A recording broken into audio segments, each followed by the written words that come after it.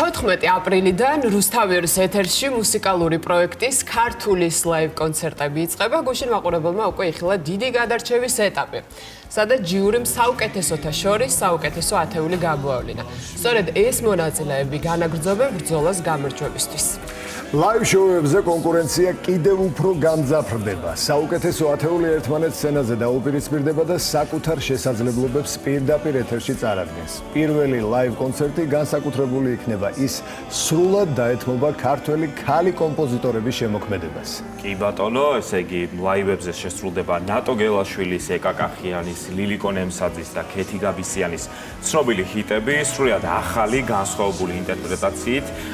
მზადება უკვე აქტიურ ფაზაში არის, შეგვიძლია ვთქვათ, მხარი შეგიძლიათ დაუჭიროთ თქვენს რჩეულს, რადგან უკვე ხმის მიცემა დაწყებული არის. აქვე უნდა ვთქვა, რომ გუშინ ვუყურე და არაჩვეულებრივად უნდა გამოარჩიო მაინც ჩვენი წამყვანები ლევან რას ფიქრობ. ნამდვილად მე არაერთხელ გამოვარჩიე და არაერთხელ ავღნიშნე ეს ყველაფერი და კიდევ არის და ზოგადად ეს პროექტი ფიქრობ, რომ უმნიშვნელოვანესი არის ქართული კულტურის, ქართული სიმღერის განვითარებისთვის და ვფიქრობ, რომ წლიდან წლამდე უფრო მეტად იზრდება ადამიანების სიყვარული და დაინტერესება სწორედ ჩვენი ქართული სიმღერების მიმართ, რასაც ხელს უწყობს სწორედ ესეთი პროექტები.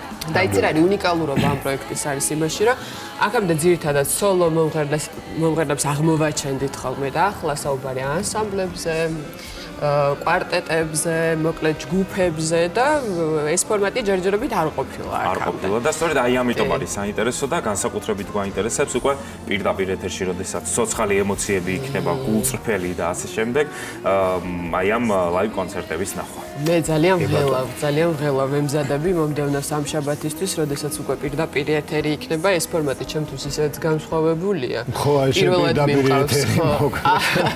არა, აი ამ ფორმატის გადაცემა პირველად მიმყავს და ვღელავ, მაგრამ თან ისეთი სიამოვნება არის, ისეთ ადამიანებს იცნობა, აი არაჩვეულებრივი მონაწილეები არიან და აქვე კიდევ ერთხელ უნდა ვთქვა, რომ ბევრ მათგანზე, ვინც მიიღო მონაწილეობა, ძალიან დაგვწყდა გული, იმიტომ რომ ჟიურისაც საკმაოდ რთული მისია ჰქონდა. ახლა უკვე საუკეთესო ათეული გელოდებათ და აქ უკვე ნაწილობრივ პასუხისგებლობა იხსნება, იმიტომ რომ მაყურებელი ერთვება კი და გულისწყეტაც იქნება ბევრი შესაბამისად.